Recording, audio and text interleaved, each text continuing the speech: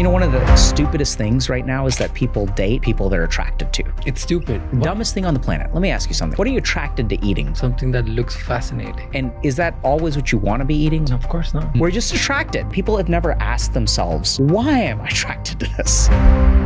Dr. K, MD, MPH, psychiatrist, and founder of Healthy Gamer. If you want to understand why we love the way we do, who we're drawn to, why people cheat, or why falling in love feels harder than ever, this episode is for you. What we'll discover, and there's a lot of research about this, right? So if you had a parent who's abusive, the likelihood that you will date someone who is abusive is way higher than normal. 70% of divorces are filed first by women. Why do you think? What's happening here? If you ask a woman, what are you losing with a divorce? They say, I'm losing a relationship. If you ask a man, what are you losing with a divorce? They say, I'm losing a life.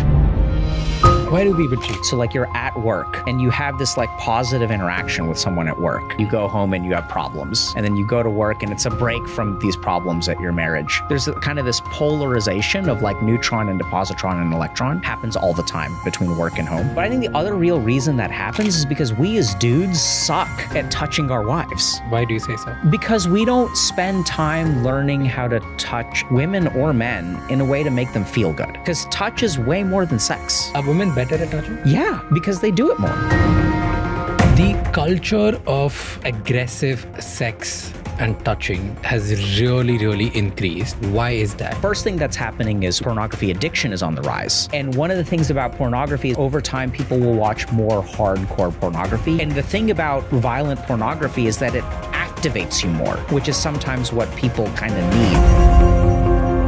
What is the scientific way of charisma? First thing about charisma is that discipline, having a vision, the ability to articulate. So you have to be good at talking. Another important aspect of charisma is the ability to handle in times of crisis. Even things like emotional regulation, EQ. What's really interesting is that physical attraction is on there, but it's pretty low on the list. It's outweighed by all of these other things.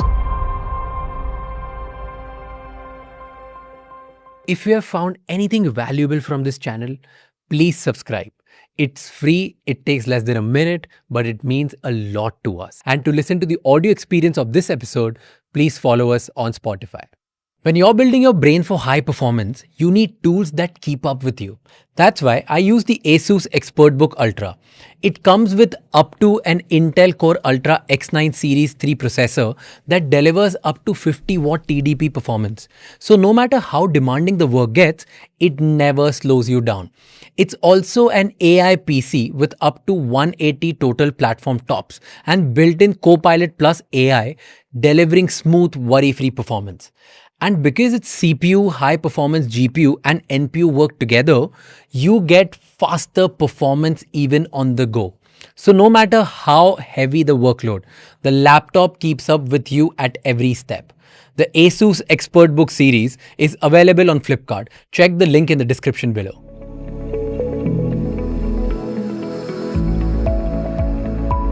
Why do people cheat? Oh, so many reasons. Actually, just a couple of important ones.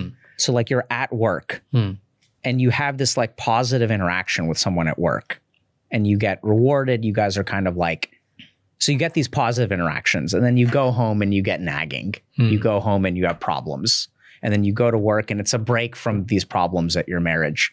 Right? So like you guys are going through a rough patch and there's someone at work who's like, oh my God, that must be so hard. And they're supportive, right? So there's kind of this polarization of like neutron and positron and electron happens all the time between work and home. I think, I absolutely think, the person who gets the worst version of me is my wife. I also get the worst, I don't think I actually, this is interesting. I don't get the worst version of her. Wow. But I wonder if that's because I'm just better at managing her than some people in my family. Right? So some people just really they just don't get along. But if you're watching this, please tell us. I'm thinking about it and I was like, wait, I don't think it's reciprocal. I think she gets the worst version of me. But I think we're sort of, I hope we're okay with it. But she also gets the best version of me. So I realized some time ago that this happens. Where, I'm coming here to this podcast and I'm smiling and like, oh, but there's a part of my brain that's getting exhausted. And when I go home, she's been just so supportive because when you do this stuff, I don't know what you're like, but I'm like wiped when I'm done with this. And so she'll get the most tired version of me. She'll get the neediest version of me and things like that. And then noticing that I think is really important because then I want to give her the best. So we did this thing. I love it. I think it's a great idea. So, Christmas Eve and, there's like Mother's Day. Yeah. So my daughters and we invented a holiday called Mother's Day Eve. Okay. Which is like the day before Mother's Day. The night before Mother's Day, we're going to stay up all night and we're going to celebrate Mother's Day.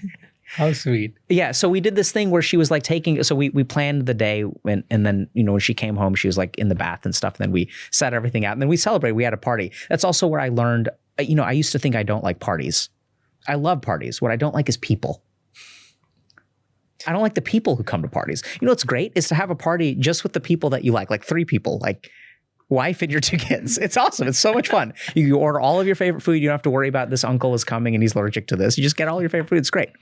So I try really hard, and I think people should too. Like we take our relationships for granted. And I think it's okay to give your spouse the most unregulated version of yourself. But we shouldn't just accept that, right? So I think it's okay that like when I'm my most authentic, vulnerable, angriest self, like I can do that with my wife because she's a part of me. We're partners. But then we absolutely need to be intentional about making that up, right? So if I'm putting her through that, she deserves the other end as well, more than anyone else on the planet. So I think I try the hardest to make her happy because she's the one who like makes this possible. Like in a very practical way. Like she's like watching my children right now and I'm going to be exhausted. She's going to be stressed out because she's been watching my children all day, or her children too. But and then, she's the one who, if I tell her like, hey, I'm tired, like she's gonna. And so for that effort on her part, I want to make it like worthwhile.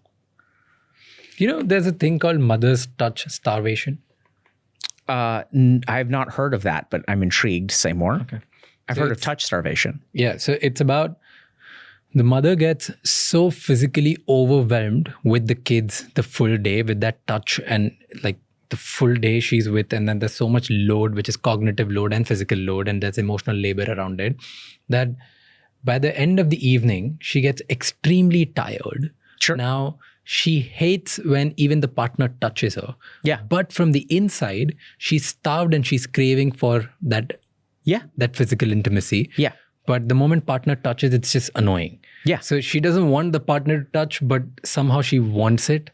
Yeah. It's a difficult phase. A lot of mothers go through it. Yes. So why does that happen? Like why a woman who becomes a mother, it almost gets to a point where she gets irritated by the husband who's sleeping right next to her. But at the same time, she wants the maximum support and intimacy at that time. Yeah, so I think there's a couple things there. First thing that we got to remember is that, so my wife and I have talked about getting divorced like 4 times. So like everyone thinks we have like oh, he's inventing holidays for me. Oh my God, you should be like him. So like, we have challenges and it gets bad. So I think one of the hardest times is when you've got young children. Okay. So people just don't understand, like everyone thinks like, kids are great and like kids are great. Like I love my kids. And I really think they're great, but also like the hardest time in my life has been when we have young kids. And the reason for that to understand is just that you as a human are not appropriately resourced. Like sleep is important for your basic functioning. Like for 70 years of your life, you're going to be sleeping basically 8 hours a day. The 3 years that you have young kids at home, you're not going to, and the human beings just fall apart. So everything gets really, really challenging. Everything gets really difficult. So one thing that happens is, our brain regulates stimulus. That requires energy. So, I'm just thinking about my own relationship. So like I burp and it really annoys my wife. And so, but her tolerance of that is like depending on how much she slept and what else is going on. So the key thing is, especially when you've got young kids at home, there's just all kinds of stuff that is not functioning the way that it's supposed to function. People gain weight and people get moody. And thankfully, I don't think we dealt with postpartum depression or anything like that. But sometimes that kind of stuff happens. And so it's just a really physiologically and psychologically trying time. There's also all kinds of stuff about, are you being a good parent? And then something scary happens is you dislike your kid, you get angry with your kid, and then you feel like a bad parent, but it's normal to get angry with your kids. It's evolutionary, right? And that's part of the reason, that's part of how they learn how to behave. And, my mom used to be like, "Ek lafo maris." I don't know if that makes sense. And so sometimes my mom would be like, your kids, they'd be so much easier if you just smacked them once. Yeah. All it takes is once. And she's a really loving mother, and she's just a really saintly person. Is a pediatrician, is a doctor, and has taken care of kids all of her life. But she's like, if you just smack them once, they'll be so much better. We're like, Mom, we don't do that anymore. So I think that there's all kinds of things that go on. So you want a certain kind of touch, and you're not being supported. And this is where this may be a little bit of a hot take. But I think the other real reason that happens is because we as dudes suck at touching our wives. We suck at it. Why do you say so? Because we don't spend time learning how to touch, and this is going to sound kind of weird, touching women or men in a way to make them feel good. Because touch is way more than sex. We don't learn, I went in for a hug and you gave me a handshake and then we did a hug, right? But we don't know, we don't learn. And something weird happened where we as a society got really homophobic at some point, and then dudes stopped touching each other. There's no male contact anymore. I remember when I went to India in 2003, there was a friend of mine at the ashram who was getting married. And I saw something really weird. So two of his friends came up to him. He had his arm around two of his friends. And both of his male friends were rubbing his belly like this. And they were making jokes about how he's going to get fat because now he's going to get married and things like that. And I was like, what is this? I think in India, it's a little bit better where men used to touch each other. Yeah. But so we just don't know, we don't know how to give a foot massage. We don't know how to give a shoulder massage. What kind of touch? And sometimes people are overstimulated and they just don't want to be touched. And then this is also where we also suck at emotional support. We don't know how to do that. True. So many times, if your female partner is telling you it's so hard to be a parent, you try to fix it. Because what we're socialized as men to do is this person is problem, man responsible, man fix, thing bad, I help, I make it go away. Stop feeling that way. I feel uncomfortable with the way that you are feeling. Unhappy wife, unhappy life. Wife unhappy, I fix it. We don't know how to listen. We don't know how to hold space. So I think some of that mother's touch starvation, I think just is because we suck, dude. Are women better at touching? Yeah. I think on average, probably. Because they do it more. Right? But how do they know how to comfort a man by just being there and touching them in the right way versus a man just suck at it? Yeah, so they learn different skills. So they're good at emotionally supporting each other too. And so there's one kind of emotional labor that men are socialized to be better at, which is something called emotional containment. So if someone is falling apart, you as a man can handle that. So even when, men and women around me, men are better at this. So if someone around you is falling apart, you can handle that more. We're worse at emotional support in ways that are not containment. And I don't know. I mean, I think when we think about, so your dad and your mom gave you hair oil massages, right? Who gave you more hair oil massages, right?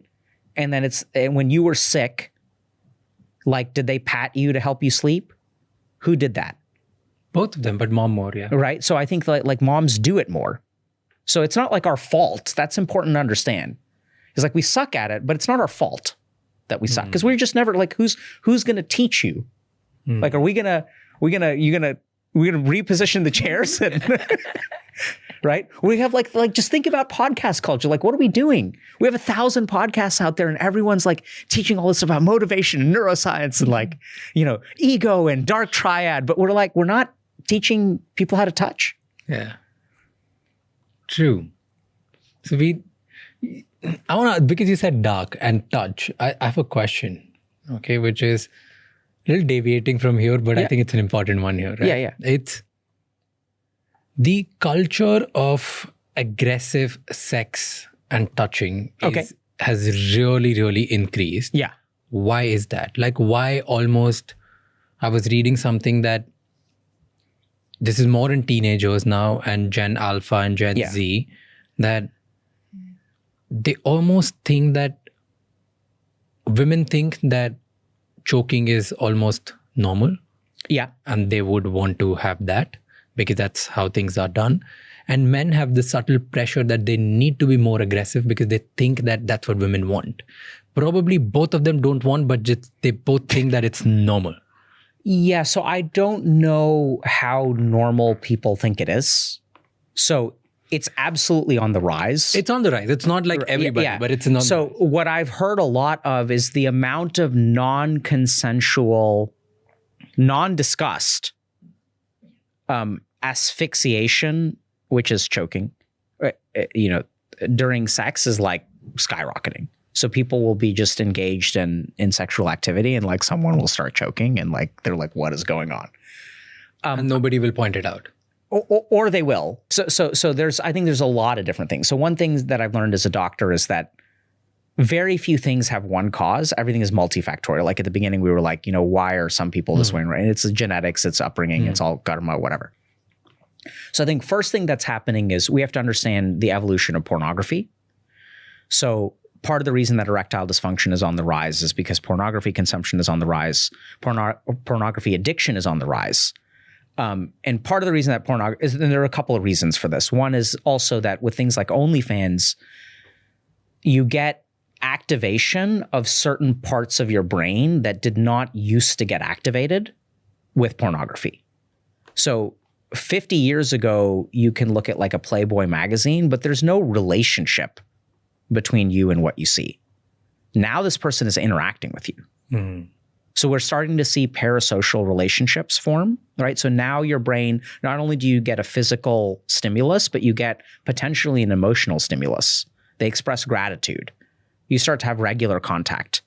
So it's interesting. You asked like, how do affairs happen? There's a certain science behind this that we can get into later. But if you look at the science of how people fall in love, and the science of how people fall in love explains how people have affairs. The science of how we fall in love also explains parasocial relationships.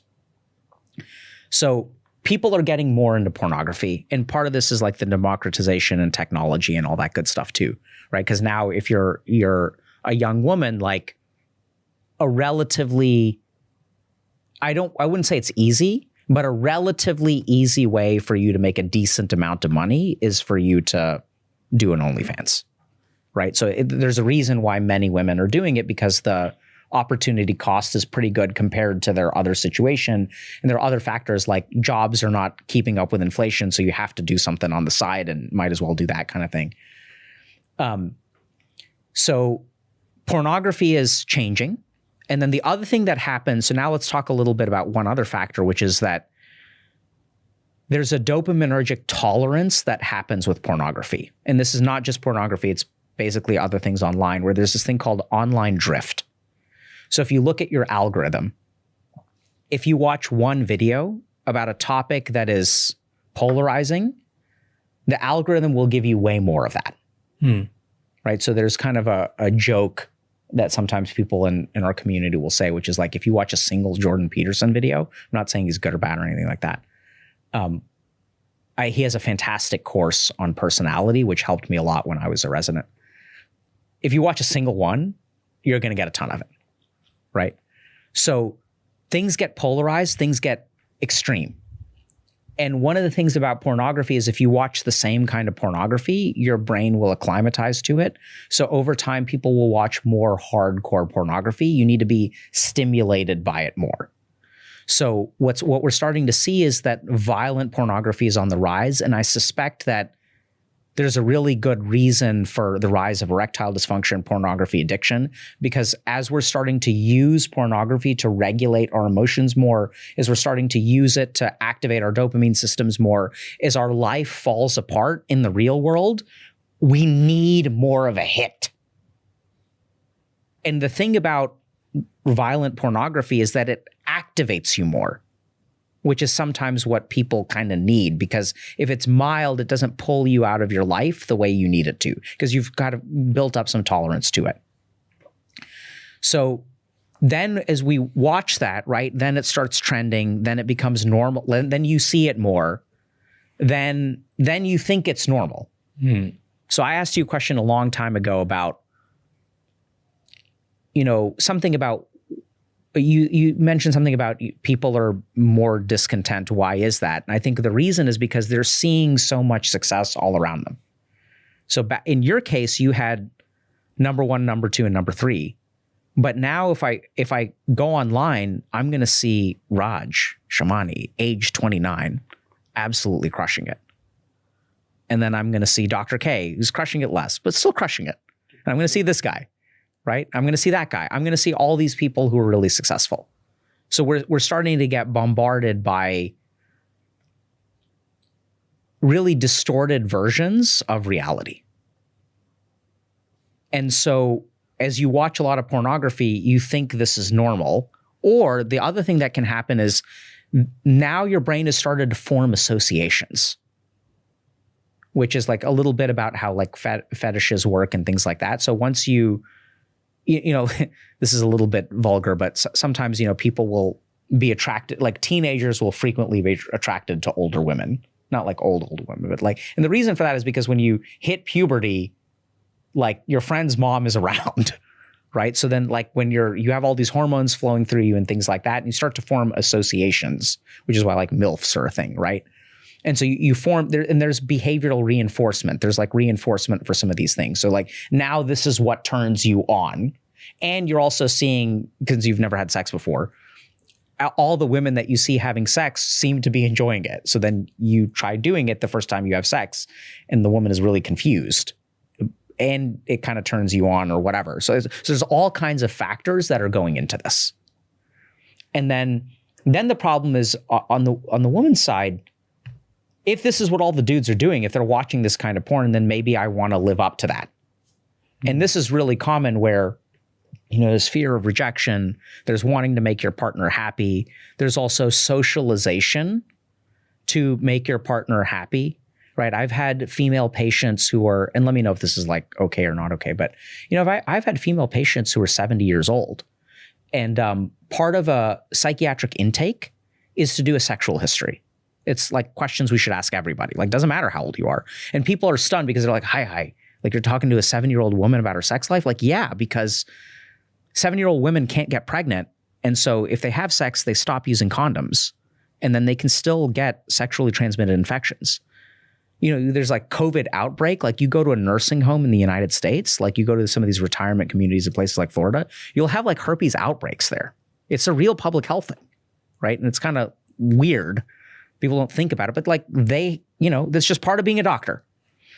And sometimes I'll have patients who have never had, a 70-year-old woman who's like never had an orgasm. And how do you get to that point? It's because when this person was growing up, and we'll talk about it, like I know it makes some people uncomfortable, but the whole point of a psychiatrist is you should be able to talk about whatever, right? And then as I try to understand that, because when they were growing up, it wasn't like your sexual pleasure was not a part of marriage, right? Like it's just not, you're supposed to keep your husband happy is like the world that she grew up in. So women are socialized to keep their man happy, right? We see this on Instagram, and here's how you keep your man happy or whatever. Do you think more women want this aggression in men? And so, you're asking a lot of like general questions about populations. Mm-hmm. My overwhelming experience is that people are individuals. So I've had some patients who are totally fine with, BDSM and things like that. I've had some patients who, it's really interesting from a dating perspective. Like I had one male patient who, we were talking about he was in his late 20s, and we were talking about his dating life, and he was telling me like one day he came, so we were working on another issue, but he came in and he's like, look, this thing happened to me where I was on this date and, I was being intimate with a girl and she like slapped me. And then I was like, I'm not into that. And she slapped me again. She was like trying to make me mad because she like wanted me to she wanted me to lose control, and that's what she wanted. And it was like, so it's hard for me to say, in population wise, like it could, maybe they want it more. I don't know. It's not something that I've seen. But have you seen any difference between people who want this aggression versus people who don't want? Is there some pattern or some behavior about their childhood or the way they're living or their profession or something which is a pattern between people who like being aggressive versus people who don't? Sort of. So I think that this is where we have to get, once again, like a bit technical, but I would say people being aggressive is not all one group of people. So there's different kinds of things, right? So there's absolutely situations where there's this psychological principle called the repetition compulsion. What is it? Which is why people end up dating the same kind of person like over and over and over again. Right. So you'll hear some people say like, there's no good men out there. Or like all women are bitches. Yeah. And what people don't realize is, this is so interesting. I'm working on a lecture on this now. One of the stupidest things right now is that people date people they're attracted to. And it sounds weird, right? It's stupid. It's dumb. The dumbest thing on the planet. Let me ask you something. What are you attracted to eating, Raj? What do you want to eat? Something that looks fascinating. Okay, great. And is that always what you want to be eating? Like, I'm attracted to a cookie, right? Should I eat a cookie? No. Okay. It's bad for me. Yeah. So you may be different because I know you're sad on the inside or whatever. But like, why have you painted this picture? My bad. Okay. But so if you think about like, you have all these things like, so if are you when you wake up in the morning, what are you attracted to? Like in terms of what do you want to do? How do you want to spend your time?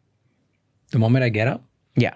I want to eat something really, really junk and sugary. Okay, great, right? Like and then what? But I don't end up eating that. You don't end up eating. What do you want to do next? Then I just want to sleep. Okay, right. So you're attracted to sleep and you're attracted to junk food. Should you engage in those things? No, of course not. Okay, but so your brain is like, I want junk food and I want sleep and I want to spend time on Instagram and I want to spend time on TikTok, but we don't do those things. They're bad for us. But when it comes to love and relationships, that's where our brain gets it right. It's crazy, right? We're just attracted and we're just going to listen to the brain, because when it comes to love, that's when the instinct is 100% correct. And when it comes to like cell phone and dopamine and food, it's wrong over there, but in this one dimension, it's right. It's so crazy. So this is what's really wild. People don't understand. People have never asked themselves, why am I attracted to this? And what I've discovered is that a lot of people have this thing called the repetition compulsion, which is that we have certain relationships which kind of get messed up early in life. And then what we try to do is fix those situations in the future. So we talked about this with you, sort of, right? Where there's this wound over here, and now you're trying to correct it over here. But no matter how much you try, it doesn't work 100%. Yeah. And that happens all the time in relationships. So like what we'll discover, and there's a lot of research about this, right? So if you had a parent who's abusive, the likelihood that you will date someone who is abusive is higher than normal, way higher than normal. So what happens is, and literally the way this looks psychologically is like, I tried my whole life to get, let's say, my dad to like love me. And I failed. But now that this person is behaving in the same way, I'm going to make them love me. Because if I can succeed over here, I'll be healed. Does that kind of make sense? Yeah. And so and there's other elements to this too, just the kind of conditioning that we're comfortable with. So here's what's really weird is when I work with patients who are trauma survivors, the first reaction they have to the relationship they should engage in is discomfort. It's weird. Like, what are you doing? Like, what are you doing getting me a gift? Because their association with gift is dad used to get me gifts after he hit me. And now you're getting me a gift. Like the thing we'll say in the US is waiting for the other shoe to drop. So they run away from the very things. And for dudes too, it's like, you know, I'll work with a lot of men who have something called avoidant attachment, which is like they have difficulty with intimacy. So they want sex to be a transactional relationship. And when someone like when a woman is like warm with them, or like, you know, like if they're having a hard day, she like takes your head and puts it on her chest, not as a sexual move, but just as like, let me hold you as a human because you're having a tough time. They like get really confused.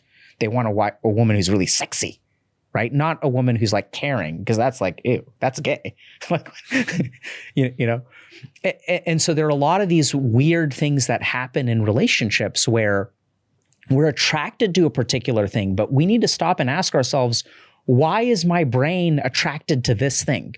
And oftentimes, you know, we kind of understand this colloquially, where we'll say this person has daddy issues or this person has mommy issues. And if you've got daddy issues, you're going to date a lot of people who are abusive or whatever.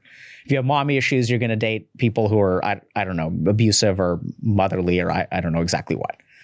So there's a lot of stuff about attraction that, like, oftentimes what we need to do is date the people that we're not initially attracted to. And when you look at successful relationships, that'll oftentimes be the case, right? So we didn't start out this way. And this is kind of funny. So my wife and I basically had one rule when we were dating. Both of us had one rule, which is that we're not going to end up with an Indian person. And we're both Indian. Like, we're both Gujarati. I was like, there's no way I'm marrying an Indian girl. And she's like, there's no way I'm marrying an Indian guy. It's like, Indian guys are like, you know, they're like mama's boys and they want everything done for them and stuff like that. There's no way I'm marrying an Indian girl. It's like, I can't handle that. And so we really bonded over that. We're like, you know, so it's so interesting. We come up with these rules early on. And this too is kind of like silly. Like, what do you know about a successful relationship? And you're coming up with all these rules about what you deserve and stuff like that. And this is where we can get to the science of love and relationships, because none of that stuff is what leads to a successful relationship. Anything that you see on a dating app has nothing to do with a successful relationship. And here's the really scary thing. The dating apps can't select for the things that result in relationships. Okay, I don't Explain, yeah. Right? So it's kind of weird. Like, so let me ask you this. So, okay, great. You're pretty good at your job, right, Raj? If I were to look at your resume, would a resume be able to capture who you are in the workplace? No. So that's a huge gap, right? So a piece of paper that lists certain qualities. So we say you have 13 million, 14 million followers. That's very impressive. But even though I know that, sitting with you is completely different. True. Even 14 million doesn't represent who you are, maybe 20. And let me know if I'm going too far, okay? No, you can go anywhere. I'm okay with it. Yeah, right.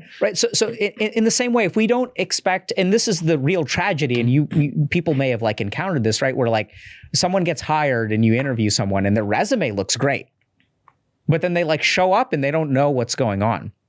I have a quick story about this. So, you know, I did a little bit of work. I wasn't on the committee, but I did some application review when I was in residency at Harvard. And so I'd look at applications and we'd take a look at who to interview and who not to interview. And it's, you know, some people would have really great application. I'm thinking about one student in particular. And, you know, so they asked us, they're like, you know, what do you guys think about this person? They'd been rotating with us for a little while. And we're like, eh. And so this is what I love about psychiatrists is like, we didn't say we didn't like them because we didn't know how to say it. Yeah. There's nothing wrong with them, but we didn't feel enthusiastic. Yeah. So one of the psychiatrists, this brilliant doctor named Laura, so she was like, you know, I would not want to teach her for 4 years. She's annoying. And so she was like the boss, right? And she was like, she's just annoying. Like you can't capture that on a resume. She's like, I just wouldn't want to teach her. Like it's not fun. And you know, she's like, if I like the feeling that I get of supervising her overnight on call is like, I wouldn't want to do that. And it was like little things, like she always needed to, she was very accomplished, but she had to let everybody know.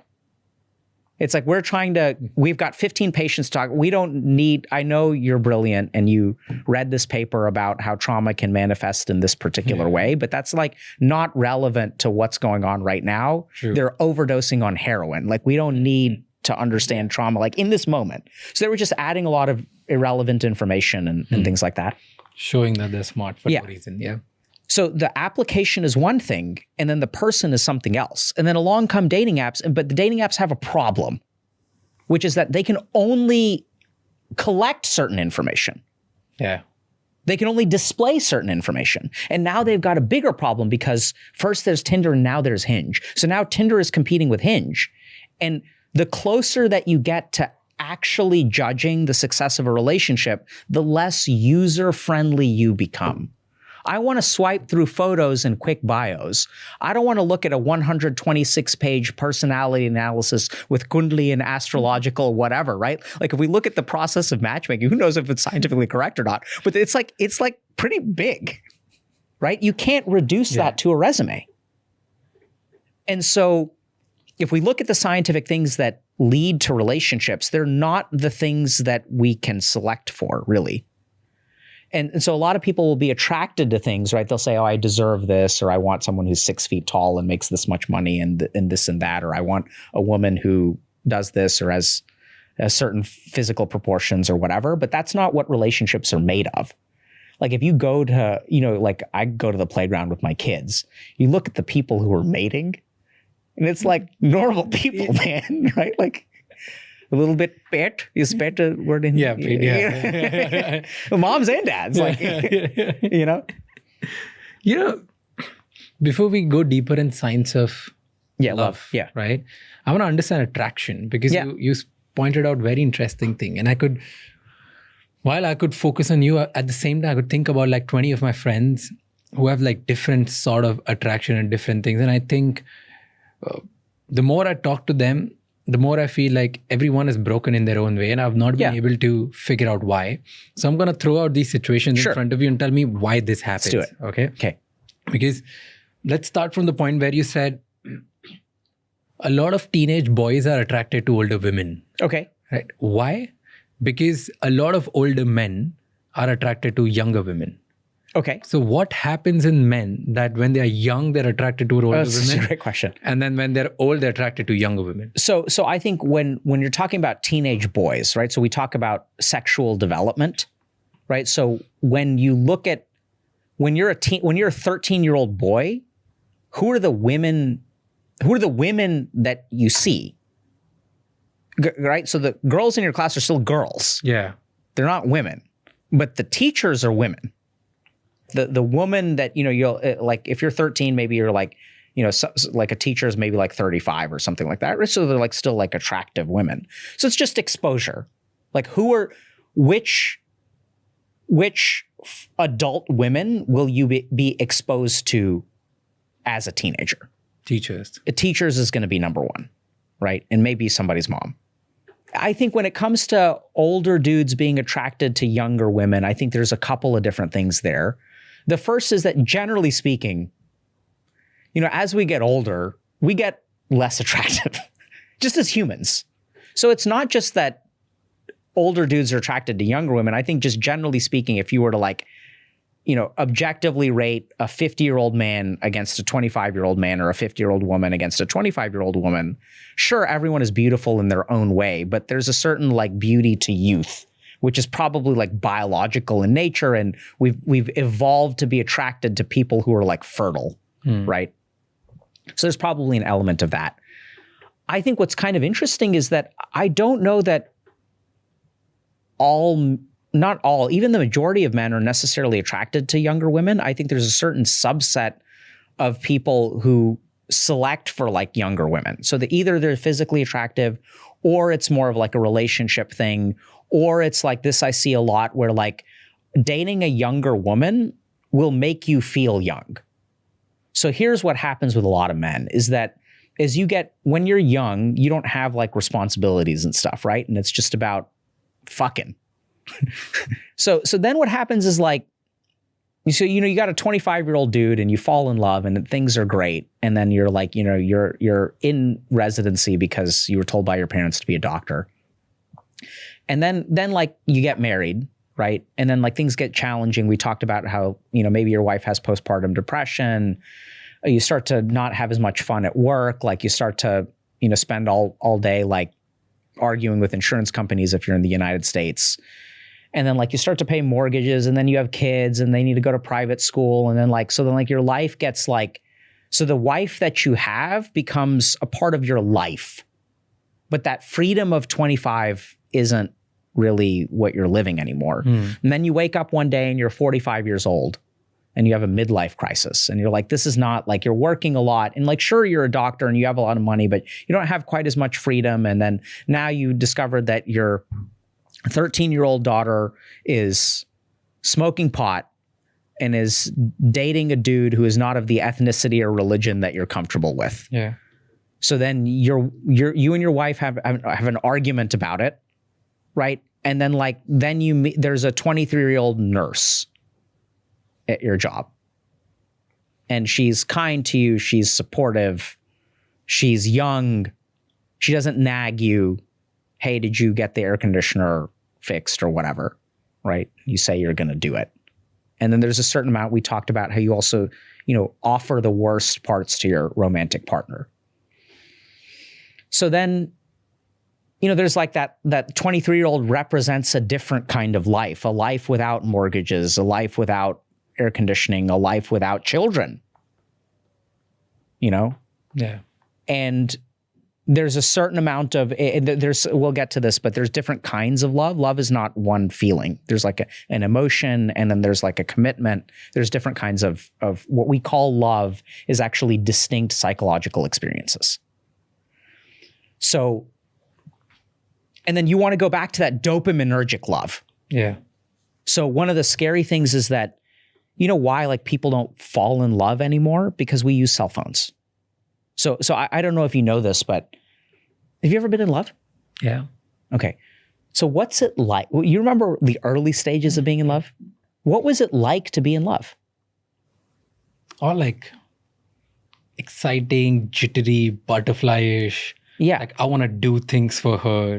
I want to be there. I want to make sure that she doesn't get like any inconvenience in her life. Yeah. So when you were with her, you remember like you would see her? Yeah. Like, when you're going to see her and then when you do see her, yeah. What's that like when you see her? Like you're meeting her somewhere and you like walk in the door and she's there, or you're waiting for her and the door opens and she walks in. What's that like? Do you remember that feeling? Yeah. Like it just, first let me know, like the amount of time that I take to go meet her, that's way more exciting. Like that waiting period. Yeah. Where, hey, tomorrow I'm going to see her. So the cool thing is that right there is dopamine. So anticipation is regulated by dopamine. So if I use heroin, I want heroin. I'm excited. I'm going to get high tomorrow. Yeah. Craving is dopamine. Pleasure is dopamine, right? That's all it takes. Yeah. Right? That's all it takes. You don't even need to have sex. Just touch. It's like, oh my God. Yes. Like when we're just walking and then suddenly the hand rubs with it. I was like, yeah, that feeling is love. Yeah. Right. So that like like what's going on in your brain, that's dopamine. So the scary thing is as we use like social media and like technology and stuff like that, our dopaminergic circuitry is getting messed up. And as our dopaminergic circuitry gets messed up, people are not having those feelings anymore. So you'll see like, so one of the things, one of the bits of advice that I'll give people who are trying to fall in love is don't use your cell phone for an hour before you go on a date, which is like the exact opposite of what most people do. They're on the cell phone until the date starts. And in bad cases, during the date. So I'll tell people like, this was back when I was in Boston, but they'd take the subway, the metro. And then it's like, okay, get off like 1 hour away and walk to the date and don't touch your cell phone. So you need time for your dopamine stores to actually regenerate. And you will literally neurochemically set yourself up to fall in love. Because people don't fall in love anymore, right? They like date and it's like, I've been dating and like it's this. And then like dating has become like a job interview. How much money do you make? And what do you do this? And do you want to have kids? And do you want to do this, right? It's not like this organic feeling of falling in love is governed by dopamine. That phase is dopamine. That is so true. Right? It's hard. Yeah. So then there's a couple of other steps. So the other things that we know about falling in love are shared emotional experience is what leads to love. Not like one-to-one, but that's an important part. So there's one of my favorite studies about this is they had people go on a first date in the middle of a bridge. But there are two kinds of bridge. One is a stone bridge. One is a rickety wooden bridge. And on that rickety wooden bridge, like you're not like you're being manly, but like both of you are like a little bit scared because it's like shaking. Yeah. And it's like, it's not going to fall, but it's like, So that experience creates the same emotional experience in both of you. And it doesn't even have to be good. It's just both of y'all have to feel the same emotion because then that forms an empathic connection. And so this is why I see this all the time in rehab, where like addicts are going through all these like withdrawals and negative emotions and processing trauma, and we're forming all these deep bonds. You form like these really great bonds when you go through something with someone, right? You feel bonded to them for life. And so that bond that like when you like, oh yeah, like there was that year in college that was like so hard and like this person was there for me and you feel bonded. It's not sexual even. It's just, this is how bonds form. So that's something that a lot of people miss, because if you think about a date, sometimes I'll have patients who are on the autism spectrum, and if they go on a date with somebody else on the autism spectrum and both of them are equally anxious, they can form a great bond, right?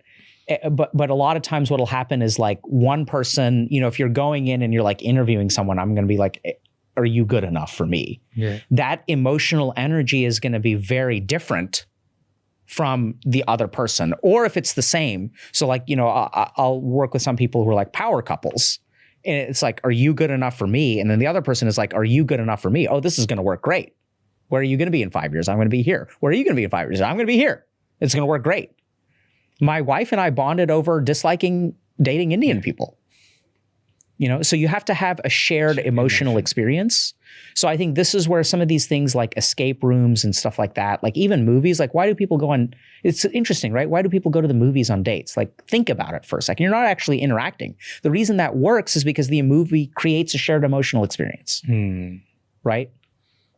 Like it's tense and then like, oh my God, like this and this. And it doesn't have to be a rom-com, right? But you're laughing together, you're crying together, you're at the edge of your seat together. And so that's like why that works. It's really interesting. So that's a big part. Another big part is like repeated unplanned interaction. So this is repeated unplanned interaction. So if you look at like, this is why affairs happen. Like if you think about dating has pressure. Falling in love doesn't. Yeah. Right? So dating is like there's expectations. We have to schedule. Yeah. Are you coming? I'm 15 minutes late. Oh my God, this person is 15 minutes late. He's disrespecting my time. Yeah. So think about that for a minute. When you're 15 minutes late to a date, you're already sabotaged because this person feels disrespected. You feel apologetic. We think that's a match. It's not a match. It's not how people fall in love. Have you ever seen a rom-com where one person is disrespected, another person, but maybe they'd start that way. But then circumstances bring them to now you're disrespecting me and I'm apologetic. Things flip, right? So there's always empathic connection. Yeah. Whereas falling in love, so when you show up at work every day and this person is there, repeated unplanned interactions, there's no pressure.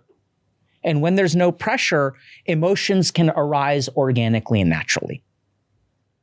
So this is why, like, a lot of times, like, people who you're dating, you're creating this weird artificial thing and like falling in love. And this is what predisposes people to affairs and this is also why like people have affairs at work.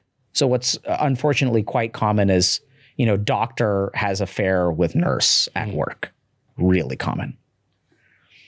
And what's going on there? It's like we're both working in the trenches. Oh my God, this patient is coding. Like, let's see if we can, like, we're doing chest compressions and things like that. Oh, thank God it's over. Like, we both feel relief. Hey, good job. You did a great job. Oh my God, like, fantastic. Hey, do you want to grab something to eat? Oh, I'm going down to the cafeteria. Oh, I'm starving. Let's go. And then you go and you sit and then you just talk. There's no dating. I'm old enough to be your dad, but something starts to happen. But what's there in for that nurse? Because you explained the psychology of this man who's going through midlife crisis, and this young woman who's a 23-year-old looks like no mortgage, no kids, nothing, like an exciting life, which probably this person has left. He's 45. This 23-year-old woman, she can get anyone. Why is she falling for this 45-year-old guy? But remember the actual formula. The formula is shared emotional experience. The formula is unplanned interaction. Right? So those are there. We're both in the trenches together. We're doing it together. Then there are a couple of other things to consider. The first is the big advantage of the doctor is that he's not a 23-year-old dude. Like 23-year-old dudes, some women are into dudes their age. But it's very common for women to date older. Yeah. Like a couple men who are a couple of years older. That's probably because of cognitive development. Like men are a little bit slower. So maturity is slower. But then also like he's got a career, he's got money. There's some, I don't love these studies, like these studies that look at populations and ask women what they're attracted to. There's a problem. When you survey a woman about what she's attracted to, that's very different from what she ends up with. So if I survey people about what kind of job would you want, that's very different from the job that people end up with, right? So some of these survey data, I think they're just very bad quality data, and it's like a lot of this clickbaity stuff. What do women say, and then what do they end up with? So here's a couple of great things. This is a completely different thing, but so the average sexual act is 3 to 7 minutes. Okay. 50% of women do not want sex to last longer than 50 minutes. 15 minutes. 50% of women want sex to be 15 minutes or under. So like this idea of like, like people don't understand the numbers behind like actual sex. Now that's survey data. But I think that, this is where like what you end up being attracted to and who you fall for is not what you would select on a dating profile.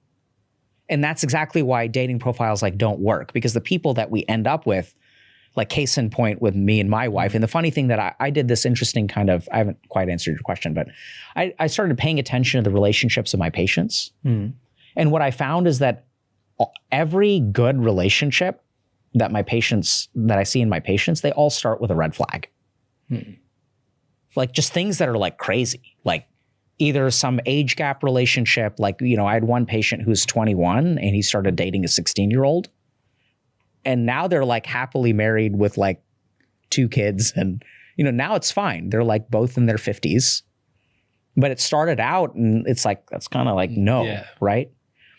And what I realized is that a red flag early in a relationship actually teaches you a lot more about a person. So if we have a problem early in a relationship, then we navigate that problem or it falls apart. Whereas if it's green flags at the very beginning, we go 2 years into a relationship and then we have our first problem. And then things fall apart. So I started to really examine this because it's like, why are all these successful relationships starting with red flags? Another good example is, red flag is addicted to heroin. And it's like, should we date like on your Tinder profile or Hinge profile or whatever people use in India? It's like, hi, my name is Alok. I've been using heroin and trying to get clean for like 6 years. But like early on, like it tests a relationship. So I think you get to select for certain things like mechanisms of conflict resolution. Is this person willing to grow? So this is such an anxiety that people have. So if you find someone who's like a great person on paper, one of the biggest anxieties about getting married is like, will they change when it counts? You can answer that on day one. If you take someone who is bad at something. And you try to change them right at the beginning. Right? So like there's some weird things that we do. Like if we're just looking for green flags, we don't really get to see how we navigate conflict together. We don't get to see if this person is willing to change in the right way.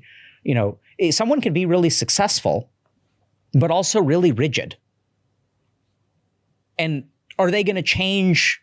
Are they going to continue to it's great that they work hard and they make X hundred thousands of dollars a year. But when you have kids, are they going to leave their job and support you or not? Like you can't know that if you just have straight green flags. Mm-hmm. Whereas early on with red flags, when you tell them, hey, like, I want you to, you know, move with me to this place. And like, I want you to leave your job. Are they willing to make that sacrifice? So I think there's a lot of stuff that we do that's like quite counterintuitive. Like a lot of the truisms about like dating and relationships just doesn't happen. It's not correct. I'll ask you about rigid. Yeah. And we'll talk about that. But because we were talking about attraction and why people fall in love, counterintuitive to what you just told me, there are two types of cases which I see a lot in ultra achievers, men and women both. Okay. In my friend circle and people who have met, that there's some sort of thing that a lot of young, successful people have developed. One is they only want, because you also mentioned like power couples, right? Yeah. A lot of successful individuals only want to date someone who trades up their status. Yeah. Like, why is that? So let me ask you, why not? What's wrong with dating a loser? I don't know. So I think it depends a lot on what your value system is and what you're actually selecting for. So here's like the crazy thing, right? So if you look at falling in love, it's not a selection. That's not what it is. You can't choose who you love. If you did, then the world would be a very different place. Yeah. Right? If anything, if we look at like our parents' generation or two generations up, especially in India, like they learn to love. Like that's a completely foreign concept for kids nowadays. Like it's this idea of like, you know, I'm attracted to this person, therefore I should date them. No, you shouldn't, man. Who knows what kind of trauma is dictating that, right? What are you trying to prove? Yeah. Right? What are you trying to fix? There's something called a samskar, which is like an emotional wound from the past. There's some emotional energy where they're trying to compensate for something that happened a long time ago. Right? So like I loved this person. They didn't love me back. And so like I was a loser then, and I'm never going to be a loser again. And if I'm dating this person, then I certainly am not a loser. That can be a part of it. A part of it can be ego, right? So as our ahamkara or as our ego starts to grow, right? So I am this thing. Now I'm a tech entrepreneur, and tech entrepreneurs don't date losers. They date people who are like in my league. Another part of it is a sense of security. So it's like, if there's a person who doesn't have money who's now dating me, they could be dating me for my money. But if I find someone who already has money, then they're not dating me for my money because they have their own money, right? So like I'm removing that from the equation. I've seen all those things. They're all factors. You know, which one is it for a particular person? Maybe all of the above. Another big factor is it's just what's done. So in Silicon Valley, trading up is what you do. Now that I'm a tech billionaires date Bollywood actresses. That's what they do. It's what's done, right? So there's a certain social norm that now you're sort of living into. And a lot of these tech entrepreneurs, they have huge ego problems. I don't mean that in a bad way, but they're used to be a normal human. And I don't know if this makes sense. I want you to think about when humans evolved. 10,000 years ago, your status in your tribe of 300 people, how high could that go? Right? You can only move from 300 to 1. That's the maximum. There's no like, 5 billion to 100. So this is the other thing that people don't really realize is that The psychological environment that our brain exists in is like not what our brain was designed for. And we'll see this on the flip side. I'll give you an example. So content creators, this is what's really interesting. So if you look at a content creator, 99% of people can like you and 1% of people can hate you. And that's enough to ruin your life. Yeah. Right? And people don't understand that. They're like, okay, like if 999,000 people like you and 1,000 people hate you, that's nothing. Except the human brain, I want you to think about this. How many people need to hate you to ruin your life? Like, what do you think? How many people? What? That's all it takes. So this is what people don't understand about content creators. 999,000 people liking me is great, but all it takes is one to ruin your life. So there's some economy of scale that starts to happen that like our psychology is not designed for. So when I work with these people, I'll do a lot of work around, we started like this creator coaching program and stuff like that because there's like some weird stuff that is not like normal, that we've learned how to deal with these people. And like they have to understand these principles, that the human brain doesn't think probabilistically. Like that's why people buy lottery tickets, right? So there's all kinds of stuff for a particular person. I don't know which of these things it is. So that's to a certain degree human tendency. There's a couple pieces of it, right? So one is if I break society into levels, and I think like, okay, at this level you do this, at this level you do this. This is really common in India because if you look at it like there's, you have a restaurant where there's an entree that's like 6,000 rupees. And then outside you have a vada pav guy who's selling something for 60 rupees. So there's like classes, right, all over the world. Yeah. I think in India, they're just like right next to each other. Yeah. And the gap is huge. Yeah. Our social stratification is really messed up. Yeah. So I think that when you live in that kind of society, you're like, I'm a this kind of person. I'm not a that kind of person. And then when you get elevated, you're like, okay, now I'm elevated. Now we do this. Right. So it's like we drink desi daru, but once we make money, we drink Johnny Walker or whatever. Right. There's things that are done. So some of it is like social conditioning, where now that I'm this kind of person, this is the kind of person that I should date. I think another part of it is ego. So this is the thing that's like basically human, which is that you always move the goalposts, right? We talked about this earlier. We're like 1 million we're celebrating today and is insufficient tomorrow. And it's like, what? Yeah. Right. So the human being always wants more. And the reason you want more is because of the way that your brain, this is the real tragedy. The real tragedy of human beings is that we can adapt. So if I program a computer to be happy, it runs the same program every day as happy every day. It doesn't work with humans because we adapt. So I want one cookie. Now one cookie isn't enough. Now I want two. And that's because we developed this thing called tolerance. So like one cookie just doesn't give us the dopaminergic signal that it used to. And that's why there's a certain techniques that we have to do, like getting rid of our ego, right? And learning what the nature of contentment really is, and learning that, and this is where these old meditators from Buddhism and Hinduism for thousands of years have been saying that it's never going to work. Satisfying your desires is never going to work. And one of the things that I'll say a lot is, I mention a lot is like the happiness from your wedding day doesn't last a lifetime. Yeah. The tragedy is that resentment from your wedding day will last a lifetime. Right? I wanted this and I wanted to have this at the meal and you didn't want that and you didn't do this. And like, so it's a real tragedy, really screwed because we can hold on to resentment for so long. Being content is a skill. It's not something we're born with. We chase dopamine. We chase these things. I think that, okay, now I'm like a tech entrepreneur. You're still the same. I mean, whether you know, wounded kid. Yeah.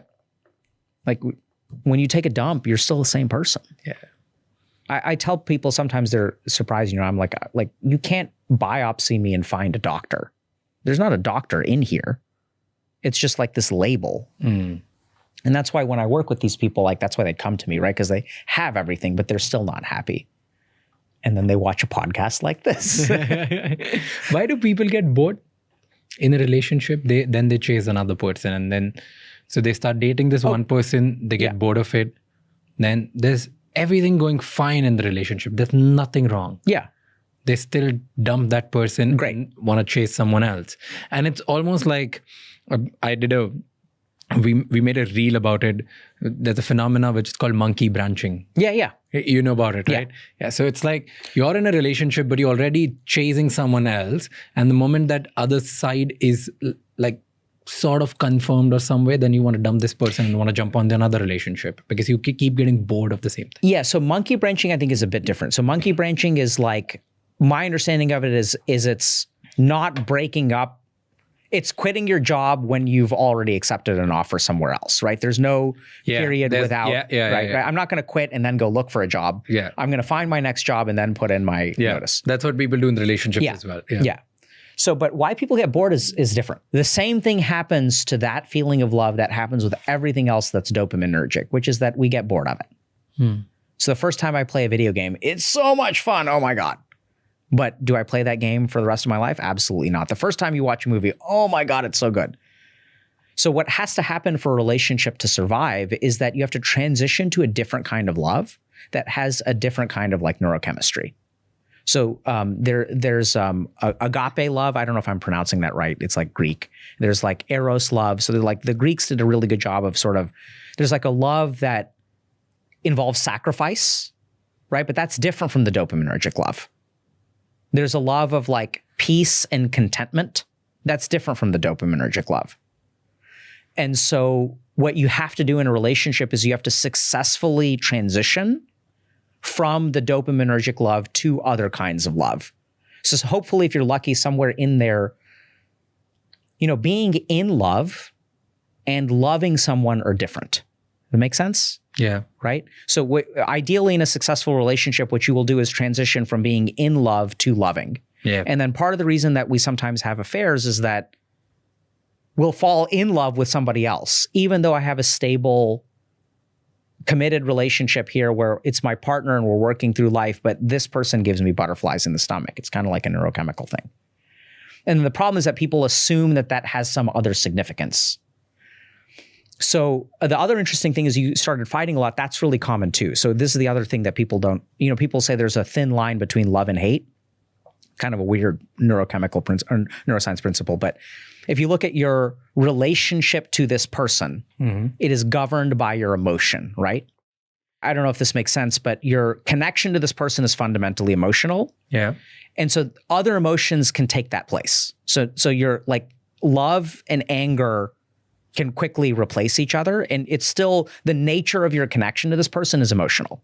And unless it has other forms of connection, other forms of stability, anger can easily replace love. And then love can replace anger. And this is why people, I don't know if you've had friends or maybe you've gone through this who like will break up and get back together, break up and get back together. That's because their fundamental connection is emotional and emotions change. And as the emotion changes, they get back together. If emotion changes, they break up. Emotion changes, they get back together. So a healthy long-term relationship is going to be one that the foundation of the relationship is actually not emotional. Some of these other aspects of sacrifice, commitment, right? This is what our parents and their parents did. You're committed. Might as well fall in love if you can find some way to do it. Right? So the commitment can come first. It's a different kind of love. Your parents, your grandparents may have never been in love, but they love each other probably. Right? So it's a different kind of thing. You speak about commitment. Yeah. And here's what's fascinating. If you look at a lot of research around it, relationships which are not marriage, majority of people who break that are men. Women don't do more breakups as much as men do to get out of the relationship. But in marriages, 70% of divorces are filed first by women. Yeah. Why do you think? What's happening here? Like when it's marriage, men don't want divorce as much as women want. But when it's a relationship which is not marriage, it's just somebody in a long-term relationship or a short-term relationship, men want to break up and women don't. Okay. So I was at have you ever heard of an organization called YPO? Yeah, I've heard. Okay. So I was giving a talk at a YPO conference. So it's a group of entrepreneurs. So it's a Young Presidents Organization. So we started talking about this. So here's the really interesting thing. So sometimes people will take issue with that statistic that 70% of divorces are initiated by women. So here's the really interesting statistic. If women are more responsible for initiating divorce, what would you predict about homosexual relationships? Right? So if women are the problem, if there are 2 men who get married and 2 women who get married, what would you predict about the divorce rate? I don't think women are the problem. I think men just suffocate them to this core that at one point they do it. But based on this, I think just putting apples to apples, I think the women with women would have more higher rate of divorces than men with men. Right. So, and that's exactly what you find in the research. So 50% of couples get divorced. 30 to 35% of gay couples get divorced. 70% of lesbian couples get divorced. I think that's rough. Maybe it's 65% of lesbian couples. Right. So this is like really scary because, oh my God, now we're saying women as, but let's understand why. This is just statistics. So really interesting things. There's something called Takotsubo cardiomyopathy. What? So the risk of a heart attack, Takotsubo cardiomyopathy is a kind of problem with your heart that can result in death. It's inflammation of the heart muscle. Okay. Happens to men. Way more than women, happens after a divorce, especially, or a breakup. So there's a very acute risk of myocardial infarction or heart attack when a man gets divorced that is not there in the woman and at the same degree. So we have evidence on a physiological level that divorce affects men in a more negative way, at least if you look at cardiac outcomes. There's also evidence that the inflammation that men experience post-divorce is higher than women. So divorce is literally like a riskier life thing. Like it's a health, there's an acute risk of Takotsubo cardiomyopathy. There's a ton of research behind this. First thing we have to understand is men and women are not the same biologically. And this is a good example of this. Second thing is if you ask psychologically, when a man gets divorced, if you ask a woman, what are you losing with a divorce? They say, I'm losing a relationship. If you ask a man, what are you losing with a divorce? They say, I'm losing a life. This is like fundamentally, men and women view marriage in a different way. There's other evidence that part of the reason that Takotsubo cardiomyopathy happens to men more could be biological, but could also be because women have a wider support network. So a man will have maybe one person to manage them emotionally. Number one is mom, and then we transfer to wife. So like the cost of divorce, according to some research, is higher for men. And I don't mean financially. I mean like physiologically, things like that. So if you ask a man, what is a marriage? It's not a relationship, it's a life. So that if you ask a man like, what is a marriage? It's the home that I live in. It's a garage. It's a workshop. It's my kids. It's this kind of thing. Their marriage is their life. Yeah. And for women, a marriage is a relationship. I'm generalizing here, which I don't like to do. I hate to do this kind of stuff. But that's honestly what the research shows, is that they view these things differently. And what I think is really scary is like the reason I sort of put some weight on this is because like even physiologically, like the outcomes are drastically different. I don't think it's women's fault. This is not an issue of fault. This is just an issue of what the value of the thing is. And I'm not even saying one is greater or lesser. I'll be very clear here.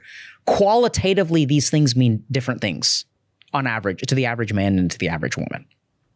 But why, before the marriage, they are less likely to break up versus post-marriage? I'm not sure. I don't know. What do you think? More men break up. They leave. Yeah, I don't know. I mean, I'm not sure. So I can't think of. I'll tell you my guess. Yeah. And my guess when I read this, it was more about, I think it has to do more with social acceptance. Because when a man breaks up and without a marriage, it's not seen that in a negative light at all. Worse, because then maybe he's a stud, he's just walking around and he can have multiple options or whatever it is. It's not looked at in a negative light. But after marriage, man makes it his life. Yeah. This wife, this woman, this kid, the family, this is his whole identity. And he doesn't want to separate that in public eye. So he feels more shame. So even if it's a bad one, then he wants to be associated with it. Yeah, I think that has a lot of, I think there's a lot of weight to that. So I think if you look at broken off engagements, I think socially an engagement that's broken negatively affects the woman more than the man usually, right? So, but I think I need more data really, because what I'm curious about is what is the time frame of those breakups? So when you say breakup, are we talking about really short relationships? It was just marriage versus non-marriage. That was the data about. I know, but that's what I'm saying is that data is not good enough, right? So there's some, I've heard this stuff. There's some evidence of it. It's not great. Women will fall in love faster than men, actually. And then like men are kind of like slow to do it. And then when we fall in love, we are maybe fall in love a little bit harder and a little bit stupider. I'm not quite sure. So I'm really hesitant for these generalizations. So I'm really curious about that statistic of men initiate more breakups. I'd want to see data on how long the relationship is. And I wouldn't be surprised if men are breaking up at the early stages of a relationship higher, but I doubt that curve is like even. Does that kind of make sense? So I just need to see more data to really hypothesize. I don't know, but I think maybe you're right that, you know, a man breaking off an engagement seems to affect the man less. And because we're talking about men and women, we're talking about love, relationships and everything. Like, what's harder today?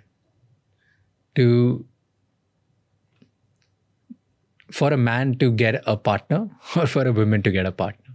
Because it's all country related, okay? Because I was looking at countries like America, and there were more men struggling. And I was looking at countries like Japan, where there are more women struggling.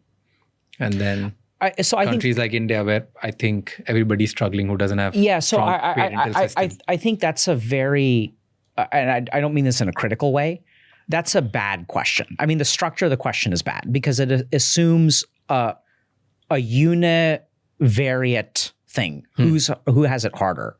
I think a better question is, a better way to understand it is, what are the ways in which it can be hard? Okay. So I'll give you just a simple example. So like, you know, people will say like, who has it harder right now, men or women? I think they each have it harder in different ways. And I'm not even saying that it's equal. It's just like different dimensions of stuff, right? So what makes dating hard for women? Women are more likely to be sexually assaulted. What makes it hard for men? Men are more likely to be accused of sexual assault. So I think I saw one study where 1 out of 5 men was accused of sexual inappropriateness in the workplace. So people will ask like, you know, why don't men ask out women anymore? And it's because men are afraid. So I think that each gender, something is changing. So we used to get into relationships in a particular system. That system has changed drastically. And when we break the system, the different pieces of the system are getting stressed in different ways. And I don't know how to quantify the risk of accusation of sexual assault versus the risk of being sexually assaulted, right? So I know, and it may seem like an easy thing. Getting accused is not as bad as getting assaulted, but I'm not sure about that. And I say this as someone who has had patients that I have immense compassion for, who've been through both. It's really shocking. Some people, the weirdest thing that I ever learned about sexual assault is how non-traumatizing it is for 50% of people. See, people don't realize this. Like you look at like genocide. Not 100% of people who've been through genocidal situations wind up with PTSD. In fact, the minority do. I've had so many patients who've been assaulted and then they are actually okay with it. And not that it was good or anything like that, it was like a bad thing.